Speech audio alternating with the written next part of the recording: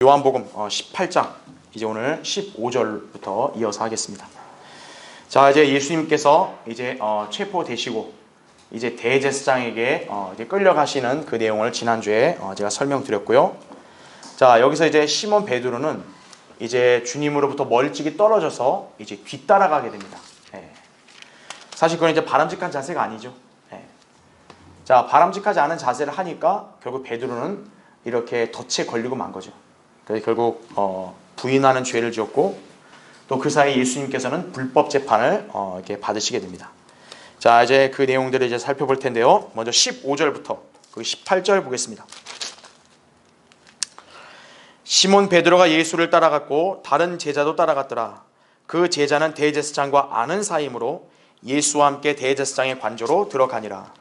그러나 베드로는 문 밖에 서 있더라. 그때 대제사장과 아는 사이인 다른 제자가 나와서 문을 지키는 여자에게 말하여 베드로를 데리고 들어오더라. 그 문을 지키는 소녀가 베드로에게 말하기를 너도 이 사람의 제자들 가운데 하나가 아니냐고 하니 그가 말하기를 나는 아니라고 하더라. 종들과 경비병들이 날씨가 추워서 숯불을 피워놓고 서서 불을 쬐니 베드로도 그들과 함께 서서 불을 쬐더라. 이렇게 기록이 되어 있죠. 그렇죠? 여러분은 지금 이 본문을 읽으면서요, 한번 그 광경을 떠올려 보세요. 베드로는 예수님께서 이렇게 부르신 어떻게 보면 제자고, 그렇죠? 제자로서 있어야 될 자리에 있어야 되는 건데 지금 베드로의 이 모습은 영적인 관조로 보면 참 초라하기 이를 데가 없는 거예요. 그렇죠? 자, 1번 보시면 자 15절에 다른 제자라는 표현이 나오는데 의심할 바 없이 요한 자신을 지칭하는 말입니다. 우리가 요한복음을 계속 보면 알겠지만 여기에 기록자인 요한이 한 번도 뭐 자신을 나다 뭐 이렇게 해가지고 드러낸 적이 없고 항상 제3인칭으로 이렇게 지칭을 해요. 주로 어떻게 지칭하냐? 예수께서 사랑하시던 자, 또 뭐 예수께서 사랑하신 다른 제자, 이렇게 자신을 약간 좀 3인칭격으로 이렇게 지칭을 해서 기록을 하고 있습니다. 그러니까 여기에 다른 제자라는 표현도 어떻게 보면 요한을 가리키겠죠. 그렇죠? 그러니까 지금 베드로하고 요한이 이렇게 같이 가고 있는 거예요. 자, 2번 보십시오. 시몬 베드로가 예수를 따라갔다고 15절에 나와 있습니다. 자, 여기서는 베드로가 그냥 예수님을 따라갔다 이렇게만 표현했는데 마태복음에 보면은 베드로는 멀찍이 주님을 따라가는 것으로 지금 묘사가 되어 있습니다. 그러니까 주님이 그렇게 끌려가시는 거에 대해서 나도 함께 동참하겠습니다 해서 옆으로 가는 게 아니라, 그러니까 주님은 끌려가는데 자기는 거기서 딱 거리를 두고 뒤에서 멀찍이 쫓아가는 거죠. 자, 이 점은 실로 우리에게 시사하는 바가 크다는 점을 우리가 잘 알 수 있습니다. 제가 지난 시간에도 이 점에 대한 것을 여러분에게 설명을 좀 드렸지만, 자, 여기서 좀 더 우리가 자세히 살펴보면요. 자, 괄호 1번 보십시오. 베드로는 자신의 충정을 거절하신 주님께 화가 단단히 난 상태였음에도 불구하고 그 일의 결말을 보고자 주님을 멀찍이 따라갔던 것이다라는 거죠. 자, 지난 시간에 봤어요. 베드로는 분명 충정으로 주님을 감히 손댈 수 없도록 자기도 칼을 휘둘렀다 이거죠. 근데 주님은 오히려 그를 제지하고 그를 어떻게 보면 무한하게 만들었어요. 그러니까 너는 칼집 꽂아라. 그러면서 베드로가 칼로 이렇게 귀를 잘랐던 그렇게 종은 치유시켜 주신 거죠. 자, 그러니까 베드로는 어떤 거예요? 주님의 그런 어떤 처사가 마음에 들지 않는 거예요. 화가 나는 거죠. 자, 그렇다고 해서 그가 또 아예 주님을 모른 척하기는 좀 싫더라 이거죠. 그러니까 어떻게 한 거예요? 이도저도 아니고 그냥 뒤에서 그냥 멀찍이 그냥 따라만 가는 거죠. 주님한테 어떤 일이 일어날까? 그냥 그것만 보겠다 이거죠. 자, 그래서 그런 지금 겁을 집어먹고 있는 게 아니에요. 지금 베드로는 주님이 일개 저 보잘것없는 자들에게 끌려간다는 그 모습이 아주 못마땅히 죽을 지경인 거예요. 우리 주님은 이런 위대한 분이신데 고작 저런 인간들한테 순순히 끌려가시냐 이거예요. 그게 못마땅한 거예요. 그러니까 생각만 해도 화가 치밀어 오른 상태였다 이거죠. 그 다음에 괄호 2번 보십시오. 자, 이게 문제였어요. 특히 베드로는 주님께서 자신을 제지하셨던 상황에 대해 쓴뿌리가 생긴 상태예요. 그러다 보니까 그는 지금 혼란스러운 심정이죠. 그 와중에 주님께서 무기력하게 끌려가시는 것처럼 보이니까 잠시 후에 주변인들이 그에게 제자가 맞는지를 추궁하자 홧김에 부인하고 말았던 것이다 이거죠. 그러니까 이거예요.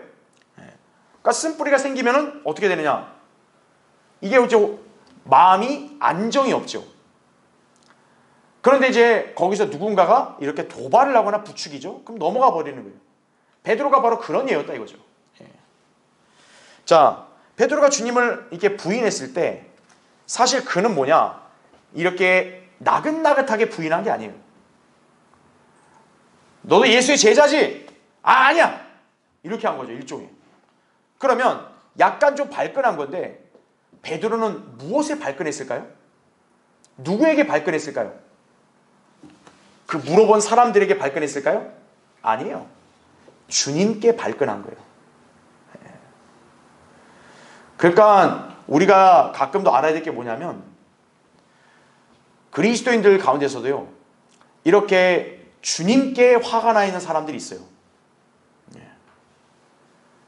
그러니까 그게 어떻게 보면은 자신의 어떤 육신적인 어떤 그런 연약함인데 이게 이제 화는 나요. 근데 이제 정작 뭐냐? 누구한테 화를 내는지를 사실 아무도 몰라요. 근데 뭐냐? 주님한테 화가 나는 거예요. 이제 베드로도 그런 거예요. 주님께 화가 난 거예요. 왜냐?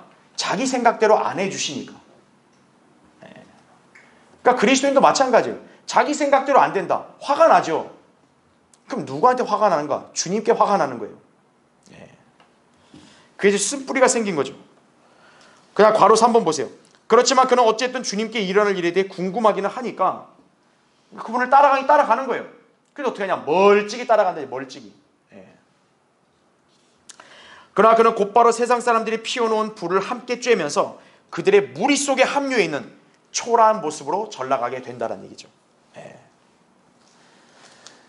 자, 그래서 괄호 4번 보세요. 이와 같이 오늘날 베드로와 같은 성도들이 너무나 많다 이거죠.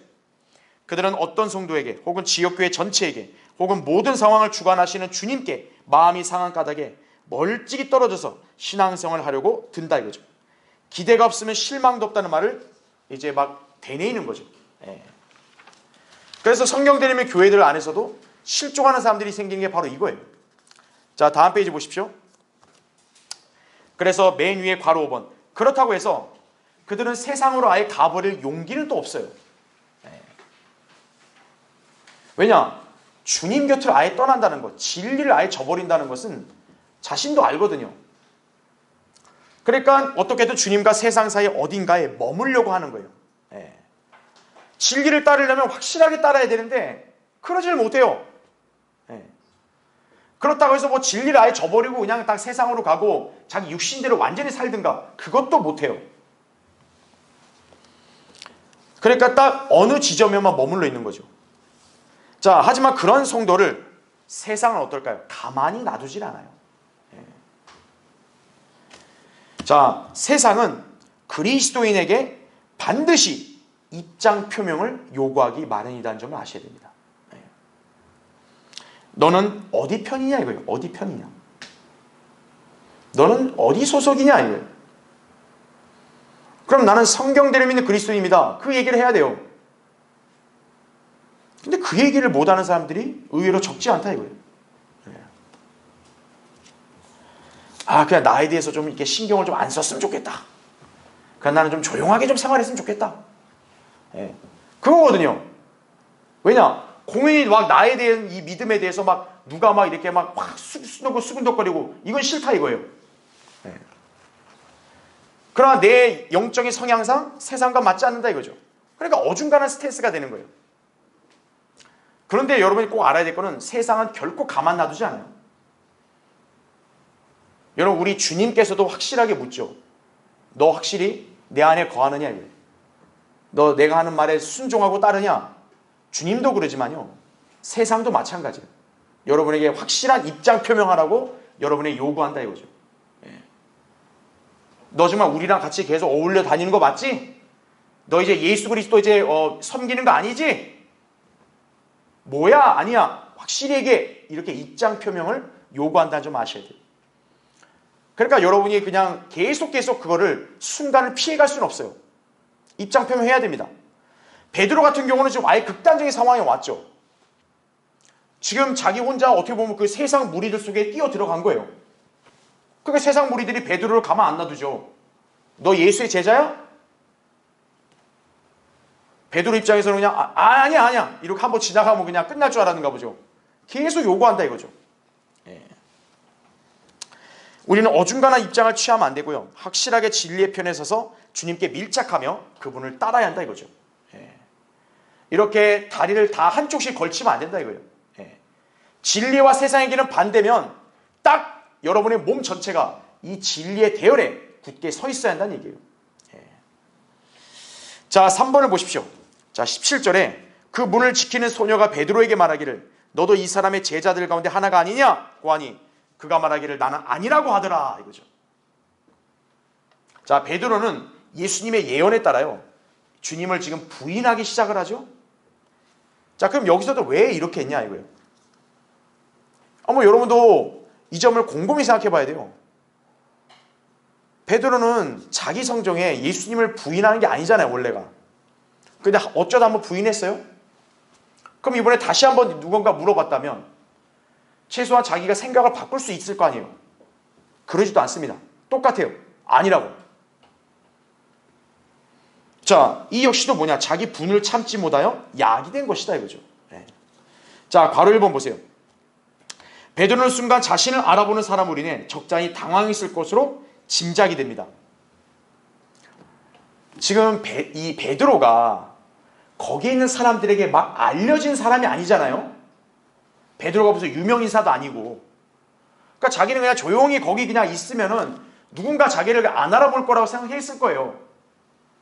근데 왜 하필이면 베드로에 대해서 알아보고 의심하는 사람이 나오냐 이거죠. 네. 너 저 예수라는 사람과 같이 있었지 않았어? 또 추궁하는 거예요. 그래서 당황을 했겠죠. 자, 베드로는 불과 몇 시간 전만 해도 예수님한테 호언장담을 했어요. 거기 13장 37절에 나온 대로 주여 어찌하여 내가 지금 주를 따라갈 수 없나이까? 내가 주님을 위하여 나의 생명을 내어놓겠나이다 이거요. 예.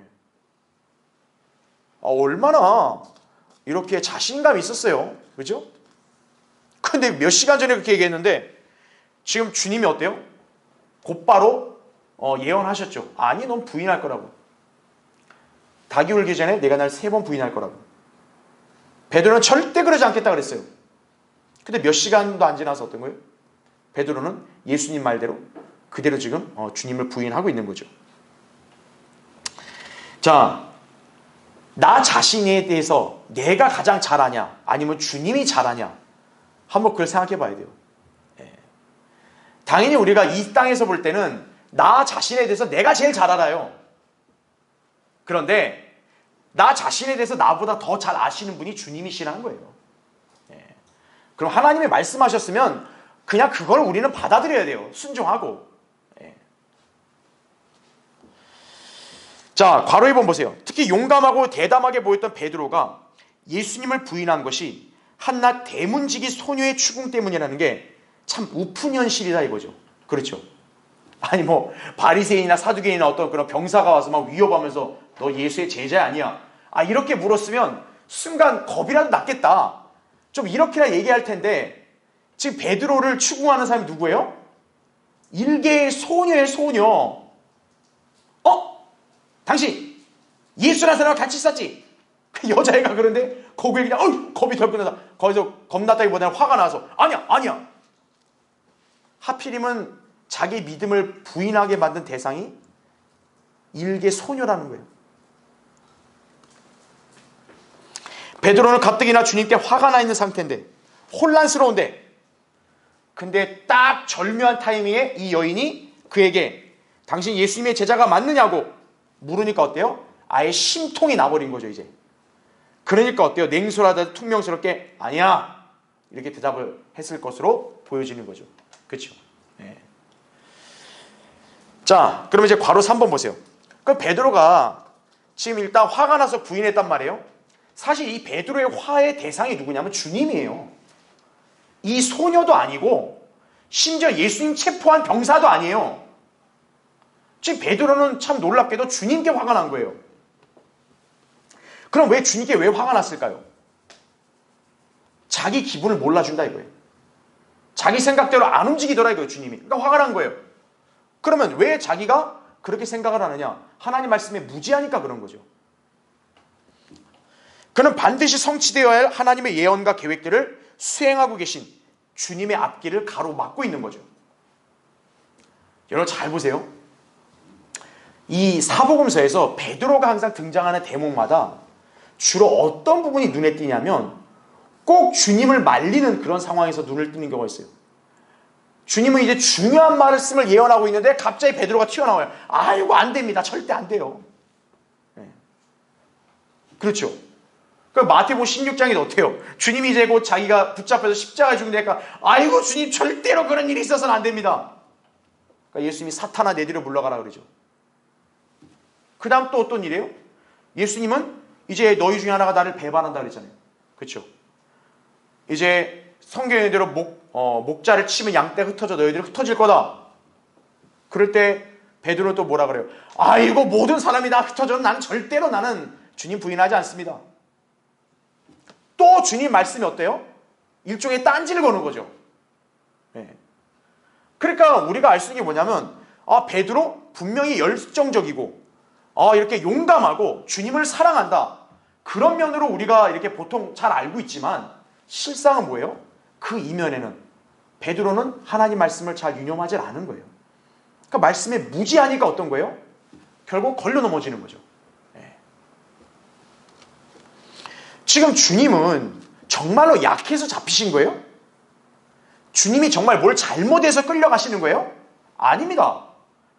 주님은 오직 한 가지예요. 하나님의 말씀대로 이루어지게 하려고 순종하시는 거예요.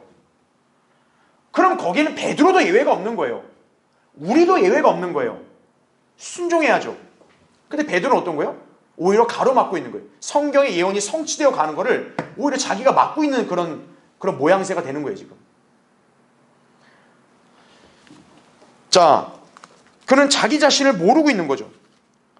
그러니까 주님은 바로 뭐라고 얘기했냐? 내 아버지께서 내게 주시는 잔, 이걸 언급했잖아요. 왜냐하면 베드로가 무지하니까 그걸 일깨워 주려고 주님 말씀하신 거예요. 베드로가 막 칼을 휘둘러서 막 이렇게 종의 귀를 쳐니까 주님이 얘기하잖아요. 야, 내 아버지가 나에게 이거 잔을 마시라 줬는데 너 아직도 이걸 모르느냐? 내가 그래서 마시는 거야. 이렇게까지 말씀하셨다고요.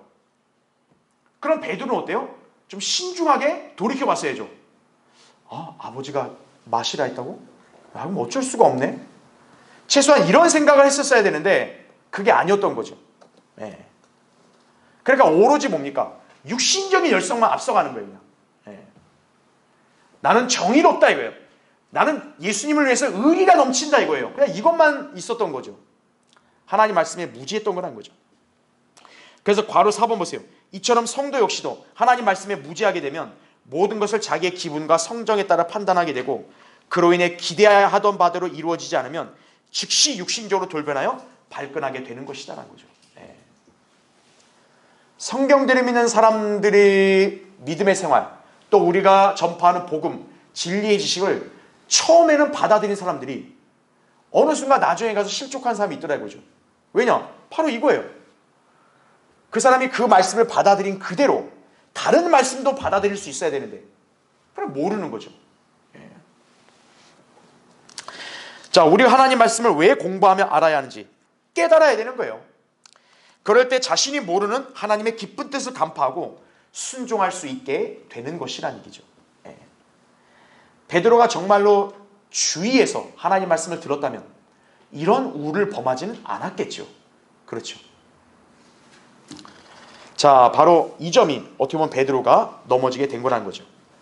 자, 그래서 이제 밑에 4번 보세요. 18절에 종들과 경비병들이 날씨가 추워서 숯불을 피워놓고 서서 불을 쬐니 베드로도 그들과 함께 서서 불을 쬐더라 이거죠. 자, 이것은 영적으로 어떤 그림을 우리에게 보여주냐면 주님과 어색한 관계에 놓인 성도의 비참한 모습을 보여주는 거예요. 여러분도 주님과 이렇게 온전하게 밀착된 끈끈한 관계가 아니라 이렇게 멀찍이 떨어져서 가는 어색한 관계가 돼버리면 여러분은 종국의 어떤 모습이 되냐? 세상에 딱 거기에 섞여 있는 모습으로 발견이 되는 거예요. 예. 중립지대는 없습니다. 절대로. 예. 자, 괄호 1번 보십시오. 베드로의 이 모습, 성도가 주님과 떨어져 있는 동안 마귀의 불을 쬐면서 손을 더럽히는 모습을 여실하게 그린 그림이다 이거죠. 그리스도인이 주님과 교제를 나누고 있지 않으면 그 사이에 세상 죄인들의 틈에 끼어서 세상 안락에 자신을 의탁하게 된다는 얘기죠. 예.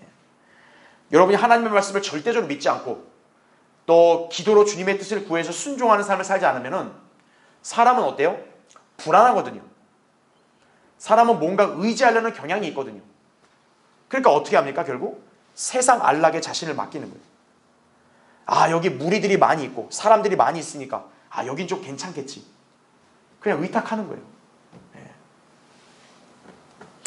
자, 맨 밑에 괄호 2번. 베드로가 주님과 멀찍이 떨어져 가더니 지금은 세상 죄인들과 함께 안락을 즐기고 있는 모습을 실감나게 보여주고 있다 이거죠. 다음 페이지요. 이는 마치 그리스도인이라는 사람이 구원받지 못한 죄인들과 함께 앉아서 온갖 세상 지향적인 가치관, 취미 등을 공유하는 장면을 연상하게 한다는 얘기죠. 네. 우리가 이걸 가만히 곰곰이 생각해 보면요, 지금 베드로는 원래부터 이 사람들과 같이 있으려고 간 게 아니죠. 베드로는 그저 뭐예요? 주님으로부터 멀찍이 떨어져서 그냥 한번 따라가 보자 이거였어요. 그러니까 그 사람의 의도는 그냥 그거였어요. 주님께 화는 나는데, 그러니까 주님과 같이 밀착돼서 가긴 싫은데 그렇다고 주님으로부터 아예 떠나고 싶진 않아. 그러니까 한번 멀찍이 가보자. 이렇게 출발했는데 결국에는 어떤 식으로 모습이 나오는 거예요? 세상 죄인들과 그냥 어우러져 있는 모습으로 그렇게 가는 거예요. 네. 그래서 우리가 이 영적인 진영에서 왜 여러분이 진리의 대열에서 굳게 붙어 있어야 되냐면, 그렇게 하지 않으면요, 여러분이 진리의 대열에 다시 온전히 서 있기보다는 오히려 세상 쪽으로 기울어질 확률이 훨씬 높다는 거예요. 네. 자, 괄호 3번 보세요. 명색이 주님의 제자라는 사람이 세상 죄인들과 불을 쬐고 있는 볼썽사나운 모습을 보이고 있으니 아예 구원받지 않은 죄인보다 더 초라해 보일 지경이다라는 거죠. 이처럼 그리스도인의 신분을 가진 채로 세상에 어슬렁거리며 양다리를 걸치는 행태가 그와 같다란 사실이에요. 예. 여러분, 구원받지 못한 사람들이 뭐 세상에 사는 거, 그건 뭐 원래 그런 거잖아요. 그런 거에 대해서는 뭐 그냥 어차피 신경 쓸 필요 없어요. 원래 자연스러운 거예요, 그게 그 사람들에게는. 그런데 거듭나고 또 세상에서 주님이 우리를 구원해 주셨는데 마치 뭡니까? 우리가 그 구원을 무시하고 그냥 우리가 뿌리치고 아예 세상으로 가는 그런 모양새가 돼버리는 거예요. 예. 그리스도인하고 세상 사람하고는 영이 다르잖아요. 영이 다르다는 얘기는 가치관도 다를 수밖에 없는 거예요. 근데 가치관이 다른 사람들끼리 서로 한 자리에 모였어요. 그럼 뭐 할까요? 성경을 읽을까요? 텔레비전을 볼까요? 텔레비전 보는 거죠. 기도를 할까요? 아니면 게임을 할까요? 게임을 하는 거죠. 예. 그렇게 된다 이거죠. 예. 자, 그래서 그리스도인에게 왜 성별을 강력하게 그렇게 촉구하는가? 확실하게 성별이 되지 않으면 어떻게 되냐? 그 사람은 세상으로 완전히 기울어질 수밖에 없다 이거예요. 자, 우리가 진정으로 거듭난 그리스도인이라면 자신이 서 있는 노선 분명히 정해야 돼요. 그리고 누구에게든 거침없이 드러낼 수도 있어야 돼요. 네. 누가 우리 술 한잔하고 가자고, 우리 어디 한번 저 아주 신나게 저기 아주 재미나게 놀러 가자고, 그런 유혹이 올 수 있어요. 근데 여러분이 이제 지혜를 나름대로 발휘한다고 여러 가지 핑계를 대면서 그걸 피할 수 있겠지만 그렇다 해서 그게 끝나지 않아요. 마귀는요, 집요하게 계속 요구합니다. 술 한잔 하지? 우리 재미난 거 보러 가지? 저는 원래 그거 못해요. 그러면 이 사람들이 포기하냐? 아니에요. 또 다음날에 한잔 하러 가지? 왜 이래? 이렇게 사람 인생 재미없게 살아. 해야지? 또 그러고 가요. 내가 오늘 급한 일 있어요. 바쁜 일 있습니다. 다음에 또 피해요. 또. 그러면 포기하냐? 아닙니다. 그 다음날 또 물어요. 야, 오늘은 괜찮지? 가야지 놀러. 계속 집요하게 무는 거예요. 그래서 여러분이 어떤 상황에 직면할 수밖에 없냐? 여러분은 그들과 함께 할 수 없는 분명한 신앙의 입장을 표명해야 되는 상황까지 오는 거예요. 극단까지 오는 거예요. 그럼 거기서 딱 여러분은 선택은 양갈래밖에 없어요. 확실하게 입장을 표명하고 선을 긋든가, 아니면 그냥 포기하고 그들과 어울리든가. 그 둘 이후의 결과는 완전히 다르다는 점을 여러분이 잘 아시겠죠, 그렇죠? 예. 베드로 보세요. 마귀는 베드로를 주시하고 있었던 거예요. 처음부터 베드로를 넘어지게 한 게 아니에요. 베드로가 주님께 제자로 부르심 받고 거의 3년이 흘렀잖아요. 그렇죠? 마귀는 그 3년이나 시간도 주시한 거예요. 네. 내가 어느 타이밍에 무슨 덫을 놓고 얘를 내가 어떻게 건드리고 도발하면 넘어질 거라는 것을 아주 정확하게 계산하는 게 마귀예요. 하물며 여러분은 안 그럴까요? 마귀는 다 아는 거예요. 네. 우리는 순간 마귀가 와도 나 절대 쓰러지지 않아! 이렇게 여러분이 호언장담할지 몰라도 마귀는 속으로 생각하는 거예요. 기다려봐. 나는 언제 어느 시점에 이제 내가 너를 어떻게 공격하는지 이제 네가 겪게 될 거다. 딱 아는 거예요. 그래서 깨어있지 않으면 어떻게 되냐? 넘어지는 거예요. 네. 그래서 거듭난 그리스도인, 자신의 입장을, 노선을 분명하게 밝혀야 돼요. 그게 내가 주님을 시인하는 거예요. 사람들 앞에서. 네. 그러면 주님도 그랬죠. 하늘에 계신 나의 아버지 앞에서 그를 시인한다 그랬어요. 네. 그럼 여러분이 그렇게 했다 해가지고 여러분이 무슨 신변에 뭐 이렇게 위협이 가해지냐? 안 그래요. 순간 주변 사람들이 여러분을 이상하게 수근덕거릴 수는 있겠죠. 아, 쟤 좀 약간 너무 이상한데 깊이 빠진 애 같아. 아, 뭐 쟤는 아주 그냥 광신도 같아. 처음에는 쑥덕거릴 수 있어요. 그러나 그건 잠시뿐이에요. 좀 지나가면 이제는 그들과 확실하게 선이 그어지는 거예요. 아, 어차피 쟤는 얘기해봐야 안 돼. 쟤는 하도 저 믿음 신앙에 아주 푹 빠진 애여서 안 돼. 이런 식으로 자기들이 애써 포기하게 되는 거예요. 그래서 여러분이 이 영적 지대에 있을 때, 또 영적 전쟁이 일어났을 때 여러분 확실하게 주의 편에 서 있어야 되는 거예요. 그럼 흔들리지 않는 거예요. 근데 어중간한 스탠스를 취하잖아요. 마귀는 그때서야 주시하면서 표적으로 노리는 거예요. 쟤 약간 흔들린다. 아, 쟤를 꾀야겠다. 이렇게 된다는 얘기죠. 그렇죠? 네. 그래서 괄호 4번. 어차피 영적 전쟁에 있어 중립지대는 없다는 점만큼은 불변의 진리예요. 우리는 반드시 진영을 확실하게 선택을 해야 합니다. 세상으로 아예 가버릴 것이 아니거든 주님을 적극적으로 시인하고 그분의 뜻에 철저히 복종하는 게 상책이다 이거죠. 때로 잘 이해가 되지 않을 수 있어요.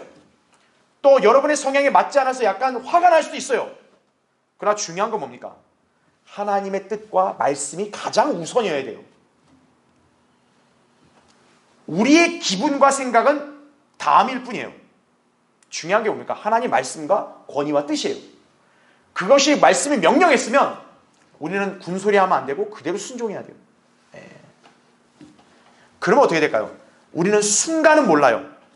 나중에 가서야 주님의 기쁜 뜻을 깨닫게 되는 거죠.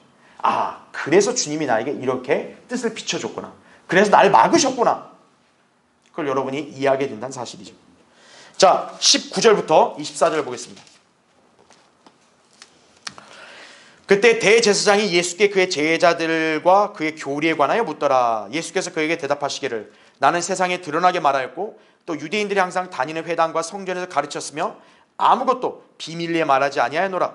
어찌하여 내게 묻느냐? 내가 말한 것을 들은 사람들에게 물어보라. 보라, 그들은 내가 말한 것을 알고 있노라고 하시더라.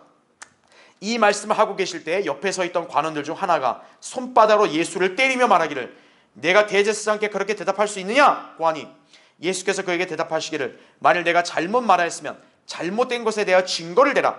그러나 내가 올바른 말을 했는데 어찌하여 내가 나를 치느냐고 하시더라. 그러자 안나스가 줄을 묶은 채로 대제사장 카야파에게 보내니라. 이렇게 말씀하고 있죠. 자, 지금 이 본문은 지금 장면이 바뀌었어요. 자, 밖에서는 지금 베드로가 지금 거기 사람들 앞에서 옥신각신하게 나왔다면 지금 그 사이에 여기 안에서는 주님이 대제사장의 신문을 받고 계시는 거예요. 자, 근데 여러분 여기 읽어보면 좀 느낌이 어때요? 신문을 받는 분은 명목상으로는 예수님이에요. 그렇죠? 근데 오히려 지금 어때요? 태도를 보면 마치 예수님이 신문하는 것 같아요. 이들이 신문 당하는 꼴을 같아요. 그렇죠? 주님으로부터 그리고 질책을 받죠. 나는 숨긴 게 없다 이거예요. 드러나게 가르쳤다. 많은 사람들이 내가 가르친 걸 들었다. 그러니 너희들이 그 사람들에게 물어봐 이거예요. 그거 당당하죠. 그렇죠? 자, 괄호 1번 보세요. 지금 대제사장 안나스가 예수 그리스도를 신문하죠. 이것은 일종의 비공식 종교 재판이라고 할 수 있습니다. 그렇죠? 이거는 지금 한밤중에 몰래 하는 거예요. 여러분 세상에 어느 재판이 한밤중에 몰래 막 사람을 비밀리에 잡아가서 이렇게 신문하는 경우가 어디 있습니까? 자, 비공식이라 해도 어때요? 고소장이 있어야 될 거 아니에요.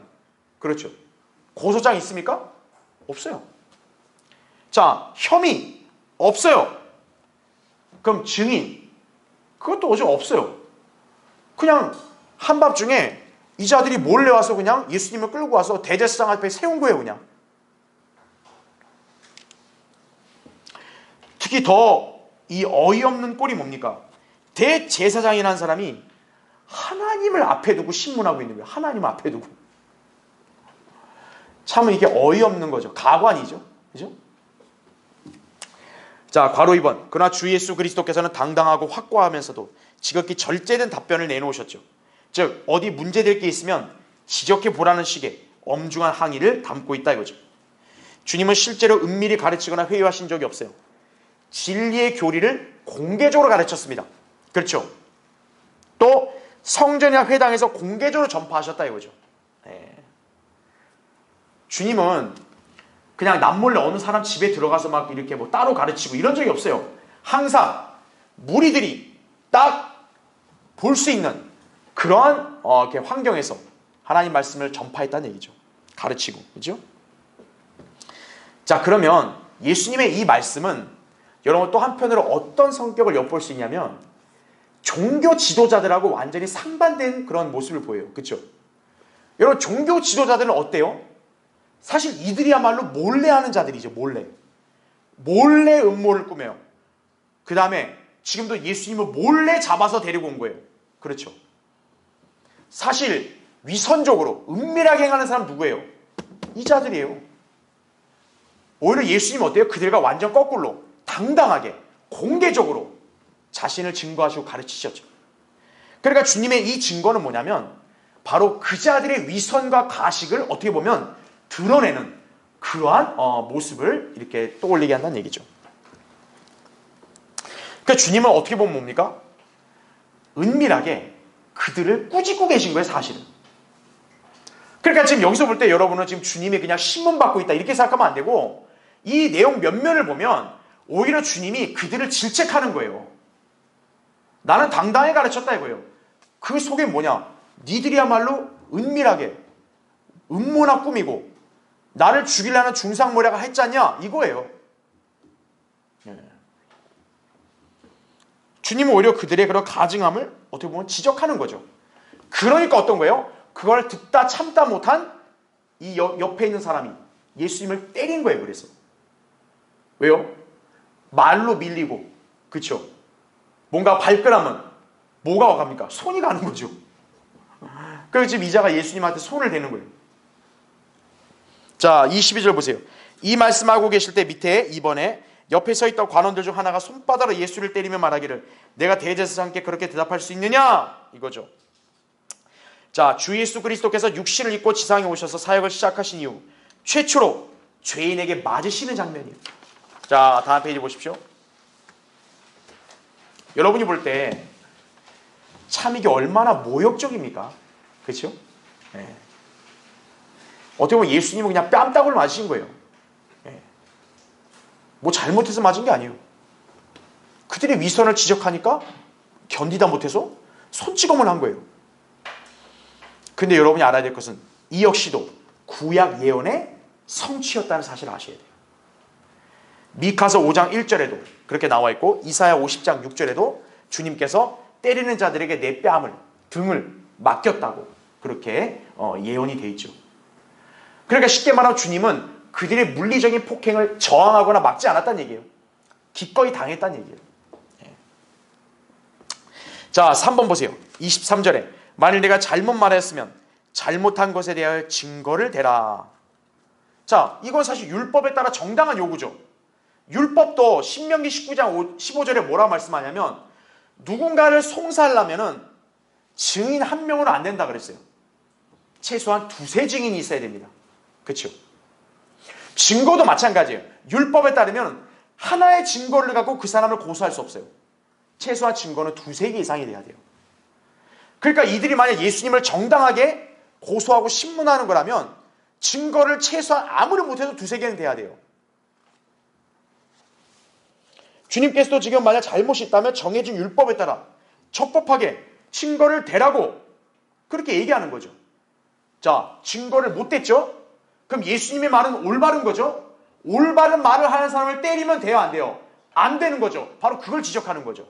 네. 내가 잘못됐다는 걸 입증할 증거를 대. 증거를 못 대요. 그럼 내 말이 옳은 거네? 옳은 말을 한 나를 네가 왜 때리냐? 이렇게 얘기하는 거죠. 자, 이들이 논리적으로 당해낼 수 있어 없어요? 없죠. 그러니까 예수님을 다시 묶어서 어떻게 합니까? 대제사장 카야파에게 다시 보내는 거예요. 예. 자, 안나스 집에서 새벽에 지금 이 불법적인 재판은 이렇게 지들이 일방적으로 끝냈어요. 그럼 이제 예수님이 나와야겠죠, 그렇죠? 자, 바로 그 찰나 이제 베드로는 또 한 번 주님을 부인하는 거예요. 자, 이제 거기 25절부터 여러분 27절 보겠습니다. 시몬 베드로가 서서 불을 쬐고 있는데 그때 사람들이 그에게 말하기를 너도 그 사람의 제자들 가운데 하나가 아니냐고 하니 그가 부인하며 말하기를 나는 아니라고 하더라. 아, 또 아니라 그러죠, 그렇죠? 두 번째 부인이요. 26절 대제사장의 종 가운데 하나는 베드로가 귀를 잘랐던 자의 친척이라 그가 말하기를 내가 그와 함께 동산에 있는 너를 보지 아니하였느냐고 하니라. 그러자 베드로가 다시 부인하니 즉시 닭이 울더라. 이렇게 나오죠. 그러니까 요한복음은 아무래도 이렇게 예수님의 신성을 강조한 책이다 보니까 이렇게 인성을 상징하는 눈물 흘리는 장면은 보통 생략을 많이 했어요. 지금 여기서 베드로가 그냥 부인하고 닭이 울었다로 끝났죠. 근데 여러분 이미 다른 복음서를 통해 알고 있어요. 베드로는 결국 자기가 부인한 걸 알고 비통하게 울었죠. 그렇죠. 결국 베드로는 실족하고 너무 실패하게 된 거죠. 자, 1번 보십시오.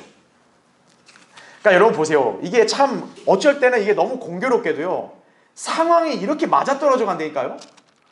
아, 베드로가 그냥 한 번 더 부인하고 그냥 넘어갔으면 좋겠는데 하필이면 자기가 그냥 칼을 휘둘러가지고 귀 자르니까 자기 친척을 만날 게 뭐예요? 예? 그 자기 친척이 귀 잘렸잖아요. 그 예수의 제자 중에 한 명한테 귀 잘렸다. 그 귀 자른 인간 누구야? 너 아니야? 이거죠. 베드로 어떻겠어요? 그때 완전 뜨끔했겠죠? 야, 하필 왜 그 시기에 만나냐? 그쵸? 그러니까 우리가 알아야 될 게 뭐냐? 이 영적인 이 세계에 있어서는요, 이렇게 어떤 성도를 넘어뜨릴 때 때로는 막 한 번에 여러 가지를 막 이렇게 여러분에게 막 이렇게 붙는 경우가 있어요, 마귀가. 예. 이것도 마찬가지예요. 지금 마귀는 딱 타이밍을 잡았고 이거 지금 확실히 기세를 몰아야 되니까 어떤 거예요?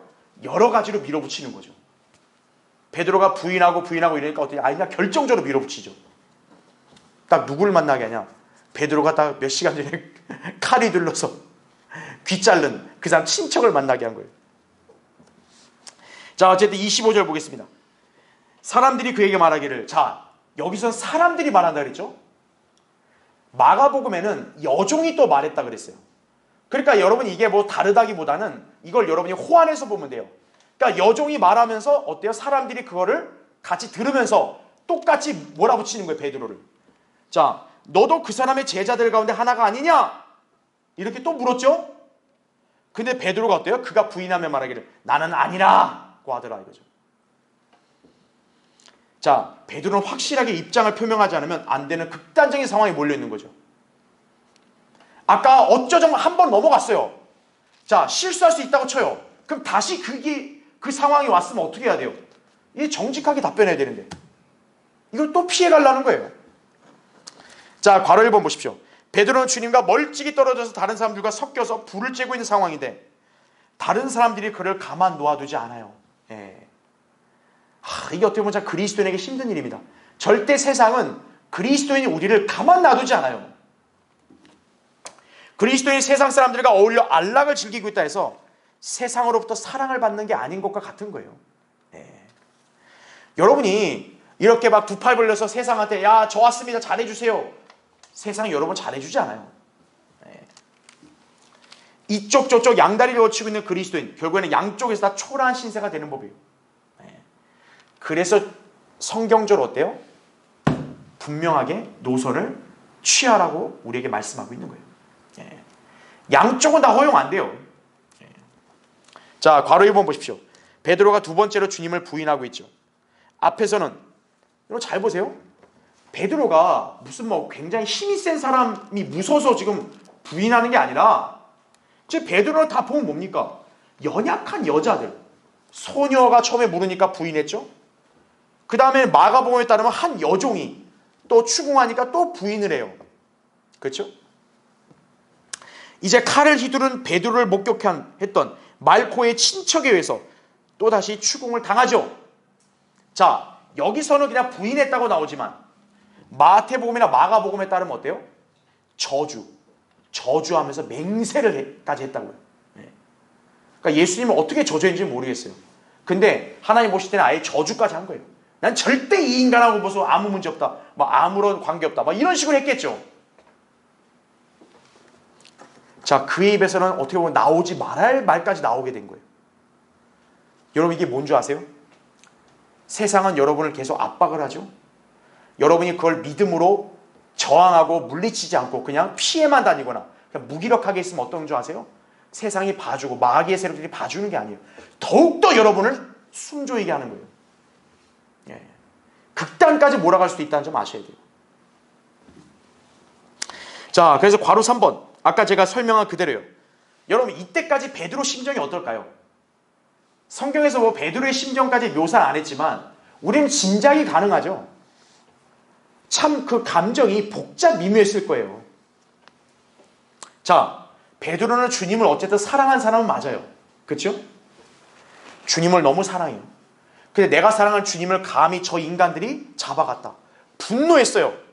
분노해서 칼까지 둘렀어요. 그런데 내가 사랑하는 주님이 그런 나를 몰라주고 오히려 나를 제지해요. 그러니까 주님에 대해서도 서운하면서 그게 화로 폭발을 하죠. 그러나 주님을 그냥 놔둘 수는 없어요. 그냥 머쓱하게 내가 떠날 수 없으니까 그냥 멀찍이 따라가요. 근데 주님이 그냥 좀 뭔가 능력을 발휘해서 이들을 다 물리치면 좋겠는데 그것도 아니라 그냥 무기력하게 끌려가시는 것 같아. 그러니까 어떤 거예요? 더 화가 나는 거예요. 그런 상황에서 어떻습니까? 마귀의 세력들이 베드로를 막 그냥 이렇게 닥달을 하죠. 압박을 하고 막 추궁을 하죠. 그러니까 베드로는 어떻게 했어요? 결국 폭발을 한 거죠. 자, 이 모든 것들 베드로의 쓴뿌리로 남게 됐고 결국 이 문제를 해결하지 못한 베드로는 실족하게 이르렀다고 볼 수 있는 거예요. 그래서 네. 자, 괄호 4번 보세요. 물론 베드로의 경우처럼 극단적인 상황에 이르는 게 흔치는 않을 것이다 이거죠. 하지만 성도 혹은 교회가 영적 전쟁을 치르게 될 때 필시 분명한 입장을 표명하고 올바른 진리의 대열에 굳게 서 있어 주님의 뜻과 말씀에 복종을 해야 한다는 얘기죠. 그래야 뭐예요? 후회할 일이 없는 거예요. 마태, 마가를 보면 베드로는 후회해서 어때요? 밖으로 나가 비통하게 울었다는 거죠. 이후에 베드로가 회복이 되긴 했지만 여러분, 베드로 한평생 생에 그게 얼마나 큰 정말 이렇게 죄책감과 상처가 되겠어요. 얼마나 후회가 되겠어요. 아, 내가 그때 좀 주님 말씀대로 깨어있을걸. 그때 주님이 왜 너 자냐? 1시간도 기도를 못하냐? 그랬을 때 기도를 좀 할걸. 그런 후회를 안 했겠냐고요. 그렇죠? 우리가 그런 후회를 남기지 않으려면 어떻게 해야 돼요?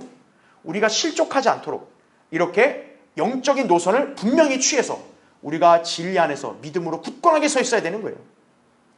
그래야 여러분이 베드로 같은 실수를 범하지가 않게 되는 거예요. 그래서 자, 마지막 2번. 그러자 베드로가 다시 부인하니 닭이 울더라. 27절에 나오죠.